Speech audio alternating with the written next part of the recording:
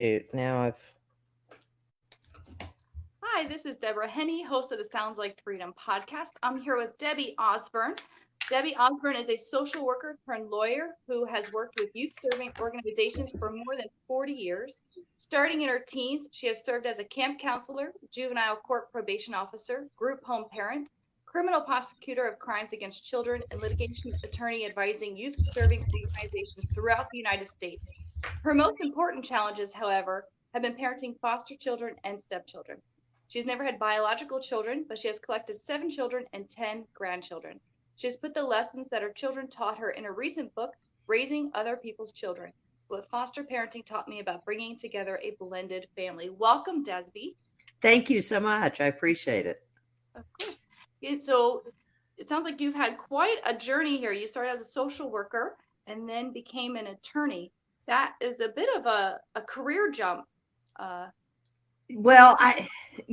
I graduated with a degree in education from college and discovered that my one on 30 skills were not as good as my one on one skills. So I went into a job as a probation officer with juvenile court probation officer slash social worker. And quite frankly, I just burned out. I got tired of dipping out the ocean with a teaspoon. So I went back to look at my skill sets, which involved a lot of discussing and analyzing. My mom called it arguing. I called it discussing and analyzing.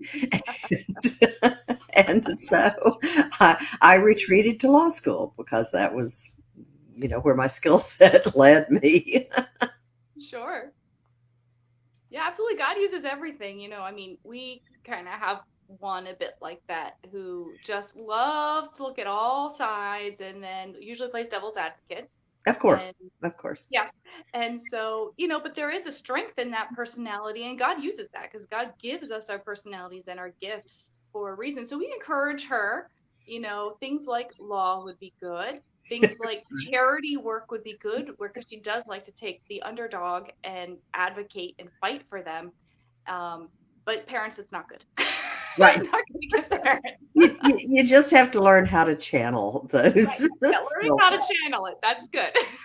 I, one thing that I learned many years ago, I heard it, and I don't even remember where I heard it, but it was that every flaw is the flip side of a virtue. Right. And you just have to learn how to channel it and make it context specific.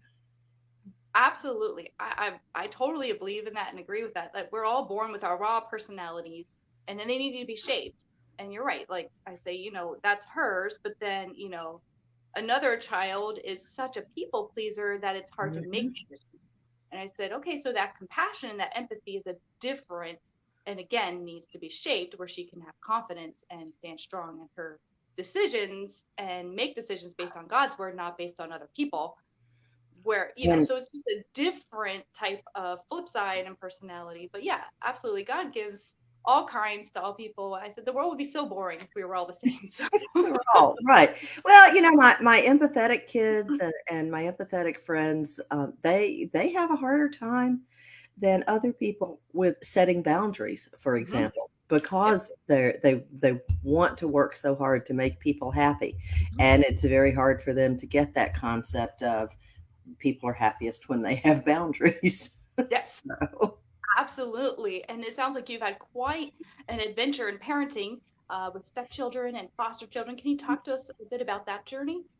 Yes, I was, even though I was in law school when I got out and got sort of schedule settled in one of my jobs, I have career ADD, so I've never been very good with 5-year plans. I tend to just sort of say, "Oh, this looks good," and I'll try it for a while.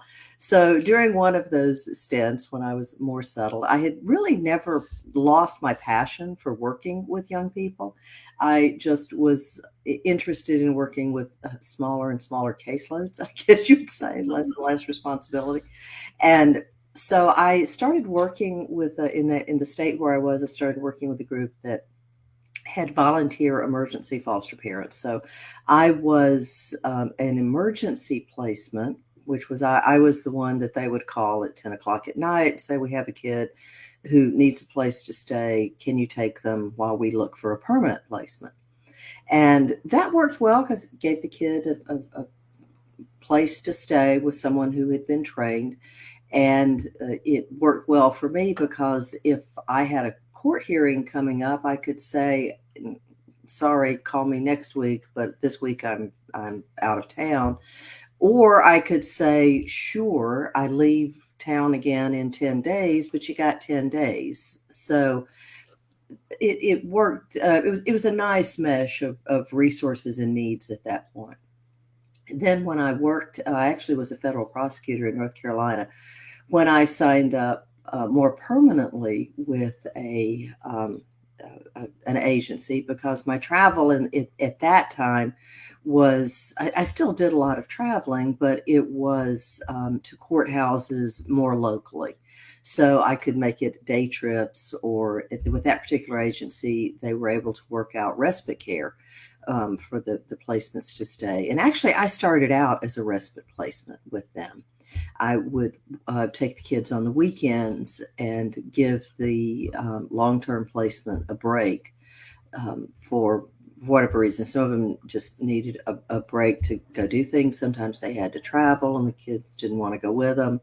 There was one placement I had that it was about to, the permanent placement was about to blow up, but I was able to work as a respite placement for the child and help keep that placement in place long enough for them to find a much better trained, more highly therapeutic foster home for that particular child. So I moved then from respite care into long-term care, and I only had two long-term kids, and when I say long term, I mean they aged out of the system while they were with me. They're still part of the family. We count them among the 7 kids and 10 grandkids that we have. And that was all while I was still single. And then after my 2 girls had aged out and were more or less on their own, you know how it goes with young adults being more or less on their own. I met and fell in love with and married my husband, and he had 5 kids, although only 2 of them were still at home.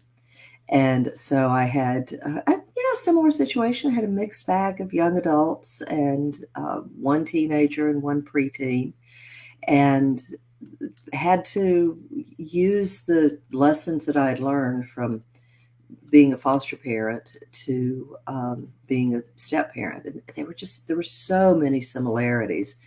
I really had not realized that until I got into the situation and realized that the mistakes I'd made with my foster kids had helped me avoid some of those same mistakes with my stepkids. Yes. What a beautiful story. And I love how you even brought in the point that, our mistakes are part of our learning journey. We learn from them Yes. and build on them and we grow from them. So I know, I mean, I tend to be very afraid of making mistakes. I don't like making mistakes. But at the Right. same time, like, we're all going to make them because we're all human beings and we can embrace them, just not stay there. Don't let that define us, but let that power us forward. And I love how you did that in your story. You said, yep, that was a mistake, but I'm going to use that and it'll power me forward into being even better in the future and more effective. Well, it is important because that's just the way the Lord has created the world and the way He's wired human beings. We don't really learn from listening to other people. We don't really learn from lectures. Hmm. We know we don't learn from lectures, but we sometimes forget and think our kids will learn from lectures. but, but that's just not the way God wired our brains. We have to try things and hit the brick wall before we're willing to consider different alternatives sometimes. And there's a Nobel Prize winner. I keep forgetting his name, but he said that an expert is someone who has made all of the mistakes there are to make in a very narrow field. And I I just, like that. yes, it is so encouraging to realize, okay, I can be an expert in a lot of areas by now, but So can you share with us one story from your life where, you had to make your thoughts align with the Bible, align with God's thoughts about you to find healing and to find freedom and to be able to take that next power step forward? Well, I think just at the beginning of relationships, I had to learn that there's one. Um, I actually have two stories that illustrate this. There's one great story that I have from my marriage, and that was I had been married only a couple of years, and our youngest son had just turned he was just 13, and his mom had asked for custody, and my husband and I were trying to find out what our son wanted. And he was resisting. I understood he was resisting answering the question because he thought it sounded like he was taking sides. And we weren't trying to get him to take sides. We just needed to know if we were wasting a lot of resources on this, doing something he didn't want to do. And my husband finally asked him, said, "Okay, let's approach it this way. If you had a magic wand, what would your world look like?" And our son, he did not even hesitate. He said, "Well, Dad, if I had a magic wand, you and Mom would still be back together." And then he paused for a minute, and they looked over at me very concerned and said, "No insult, Debbie. You and the dogs would be right next door." And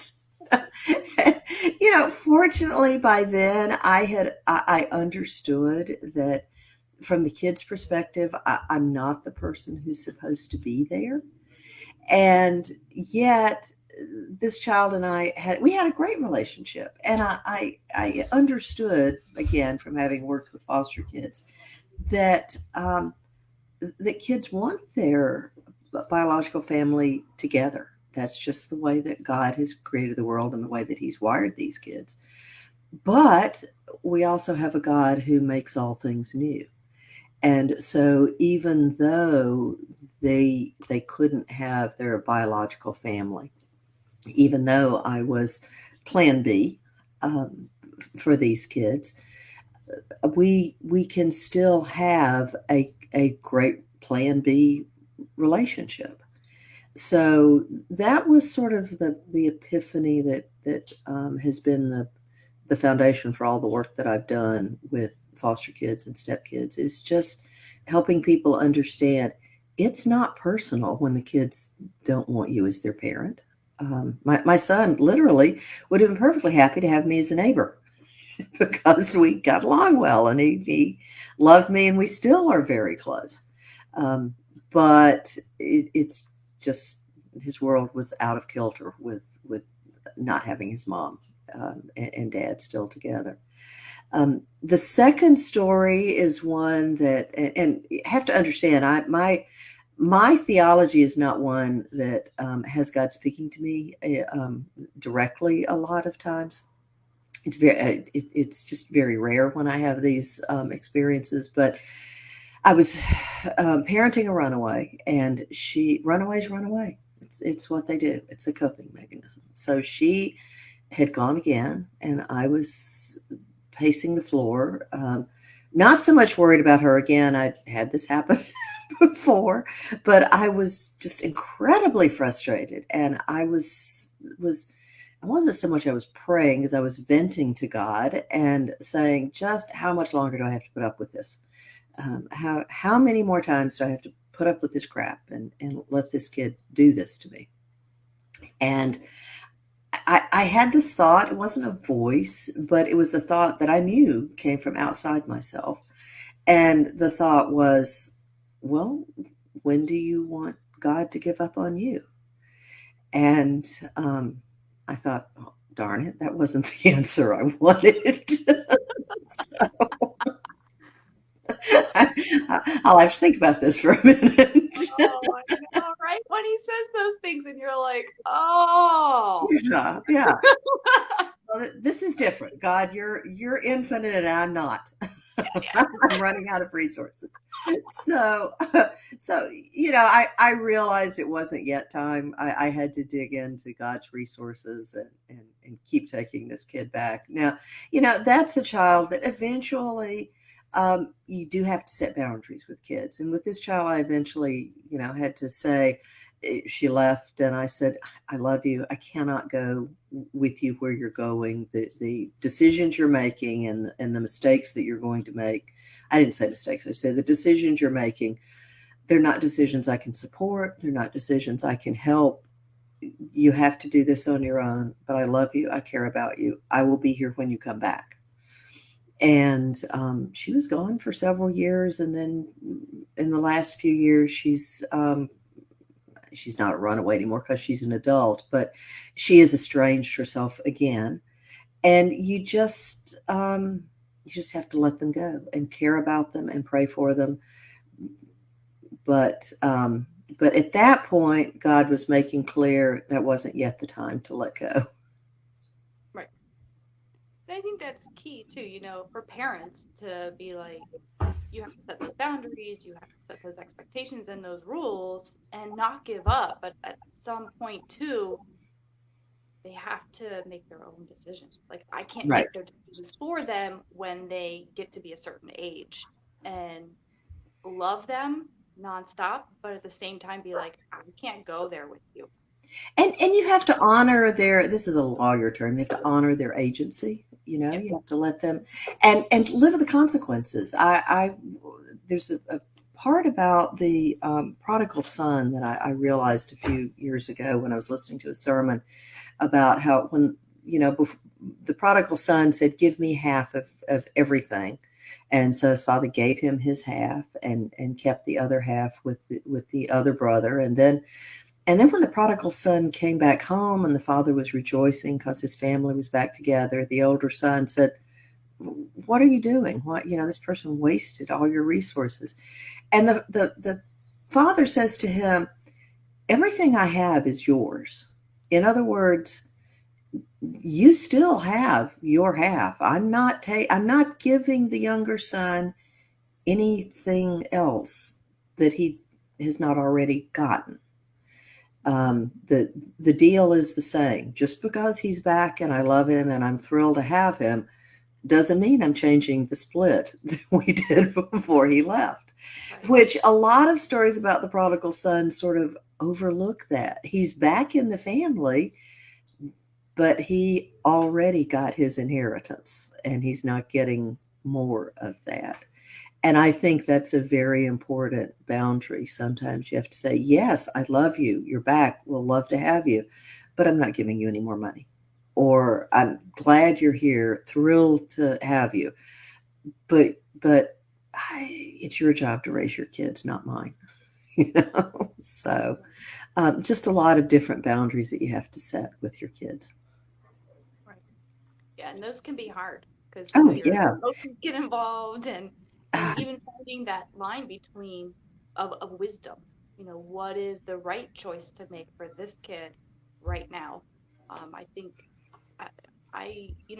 my oldest is only turning 15, so we haven't quite gotten through that whole journey. Right. But I imagine as a parent, even the navigation of that we have done, it's hard, it's tricky.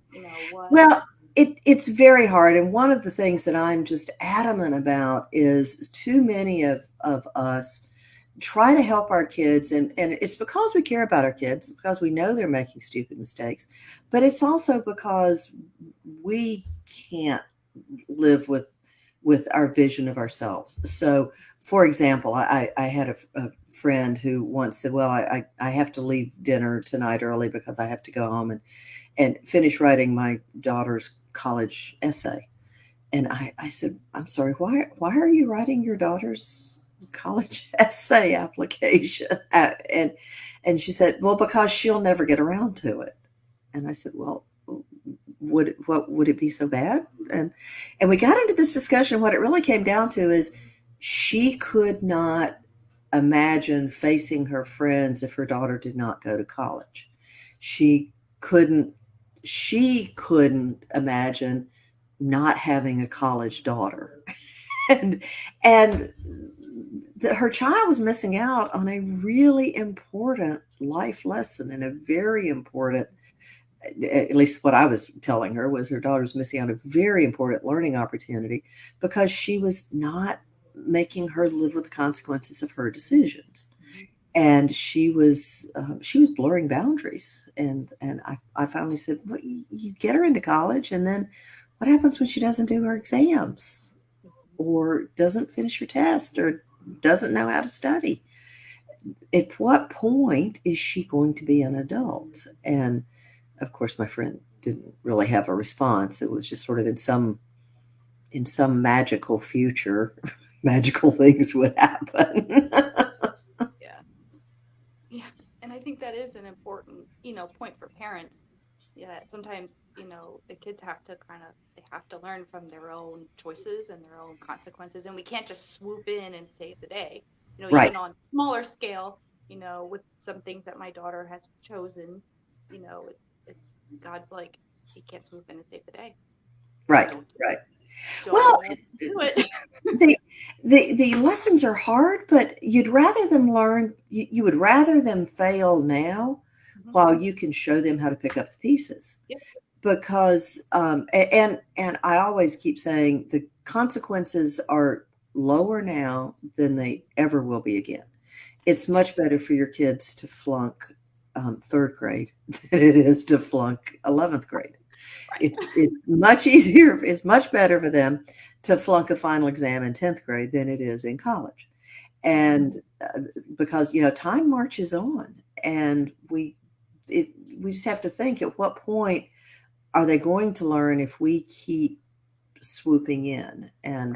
Um, and we also have to be willing to let kids go. I have, I do a lot of work with childcare centers, and I am always saying to the regulators, look, toddlers who never drive their tricycles into trees become 16-year-olds who drive their cars into trees because they don't understand the real world.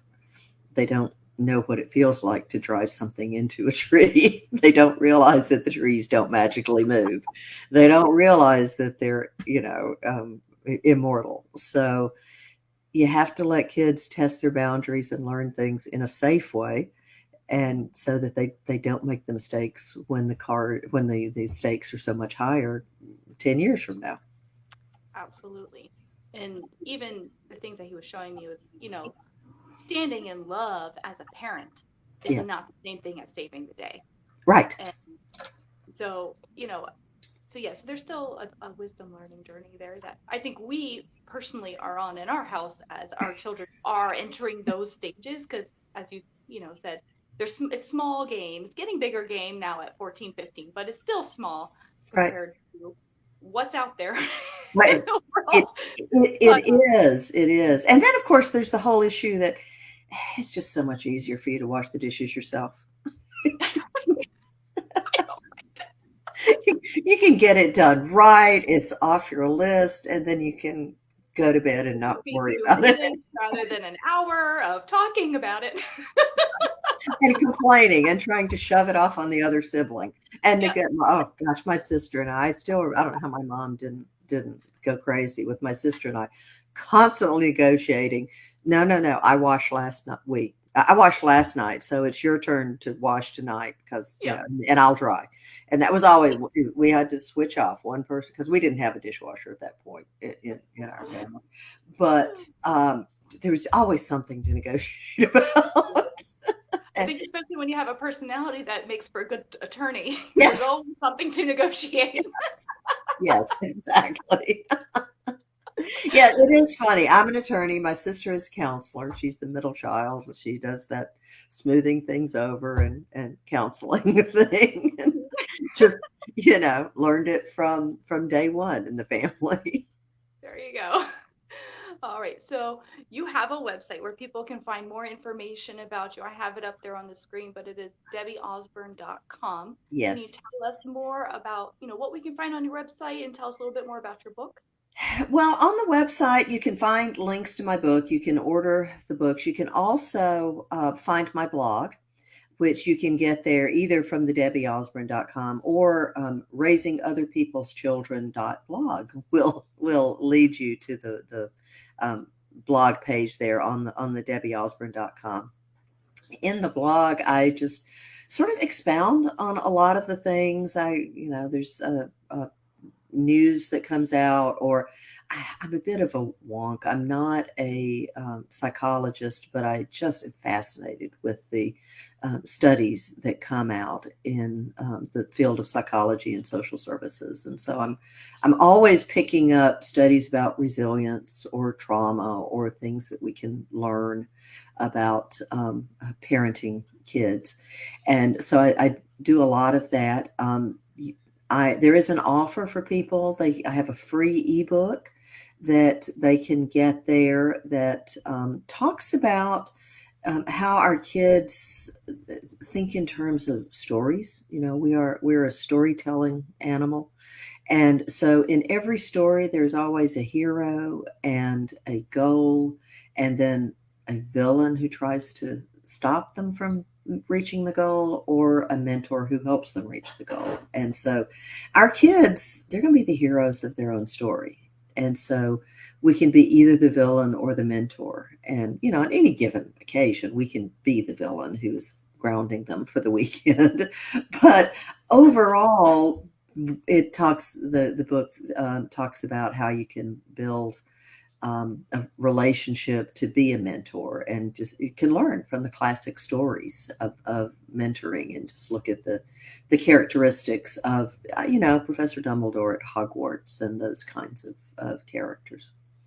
So there is that offer there on that debbieausburn.com page. And then my book, Raising Other People's Children, it just goes through the different principles that I've learned, starting with we're not the people who are supposed to be there. And then I also talk in my blog about the current, how devastating our current society's emphasis on victimhood is for our kids, and how it really is a situation where the more kids can find victim points, as one of my daughters explained it to me, that's how they get ahead, is by having victim points. And the problem is that's not how you get ahead in real life. It's only how you get ahead in fake structured societies like educational institutions.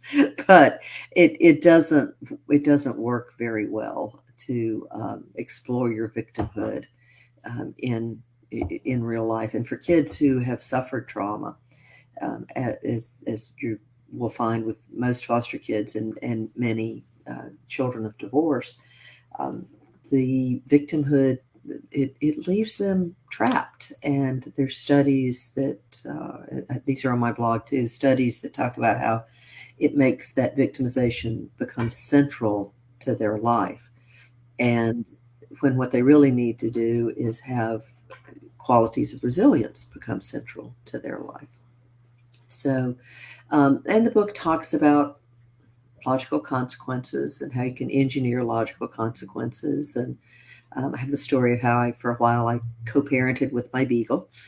We had a child who insisted on keeping food in the room, and I usually tend to let kids have what they want to in their room. It's in the category of picking my battles. I just, they can have their room as messy as they want, but they can't have food in there because it's a health crisis. And I finally just offloaded the question of whether this child had food in the room to the beagle. And I just quit keeping the beagle out of the room and said, whether or not you have food in the room it's between you and the dog. And if she goes in there and looks for food, she's the expert. I'm not going to second guess a beagle about whether food is in the room. And so I talk about some principles about, consequences that take the load off me, like the co-parenting with the beagle, and things that keep my fingerprints off of it as much as possible.